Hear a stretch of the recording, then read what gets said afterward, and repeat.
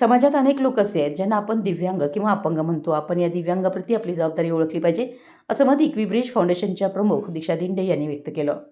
त्या कागल येथील दूधगंगा विद्यालय येथे मुख्यमंत्री गतिमान प्रशासन अभियान या कार्यक्रमामध्ये बोलत होत्या.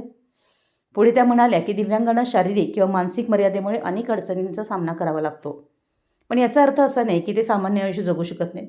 त्यांना गरज आहे ती आपल्या मदतीची, सहकार्याची आणि सर्वात महत्त्वाचं म्हणजे समानतेची. दिव्यांगांना सहानुभूतीची गरज नाही, तर त्यांना हक्क आणि सन्मानाची वागणूक मिळाली पाहिजे. हे सांगताना त्यांनी आपल्या वैयक्तिक जीवनावर प्रकाशझोत टाकला. सार्वजनिक ठिकाणी रॅम्प, व्हीलचेअर, ब्रेल लिपी याविषयी शासनाच्या माध्यमातून सुविधा उपलब्ध करून देण्यात येतातच, पण आपणही त्यात हातभार लावू शकतो असं मत व्यक्त केलं. अपंगत्व हा मानवी विविधतेचा एक नैसर्गिक भाग आहे. दिव्यांग व्यक्तीमध्ये अनेक कलागुण आणि क्षमता असतात. गरज आहे ती त्यांना योग्य संधी उपलब्ध करून देण्याची.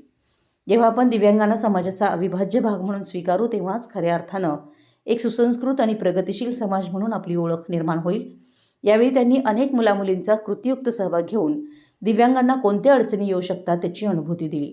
स्वागताने प्रास्ताविक मुख्याध्यापक अशोक बुगडे यांनी केलं. शिवाय दीक्षा दिंडे यांनी पुढील शिक्षणासाठी ब्रिटिश सरकारनं 50 लाख रुपये शिष्यवृत्ती दिल्याबद्दल विशेष कौतुक केलं.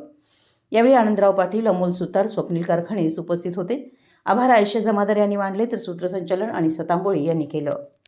मराठी एस न्यूजसाठी कागलहून प्रशांत दळवी.